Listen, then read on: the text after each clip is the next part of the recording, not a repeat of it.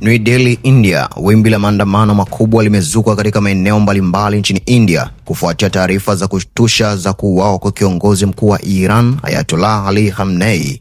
Kiongozi huyo anaripotiwa kupoteza maisha katika shambulio la anga lililofanywa na majeshi ya Marekani na Israel nchini Iran siku ya Jumamosi. Tangu mapema Jumapili, maelfu ya waandamanaji nchini India wamefurika mitaani katika miji mikuu kuelezea ghadhabu zao dhidi ya kile walichokiita uvamizi wa kikatili. Maandamano hayo yameonekana kuwa na nguvu zaidi katika maeneo yenye mrengo mkubwa wa kidini na miji kama New Delhi, Mumbai na Srinagar. Waandamanaji walionekana wakiwa wamebeba mabango yenye picha za kiongozi huyo marehemu, huku wakipiga kelele za kulaani mataifa ya Magharibi.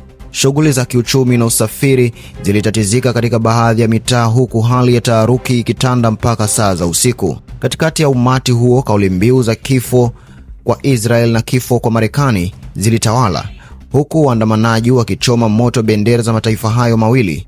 Viongozi wa kijamii walioongoza maandamano hayo wamesema kuwa shambulio hilo si tu pigo kwa Iran, bali ni shambulio dhidi ya utu na utulivu wa Mashariki ya Kati.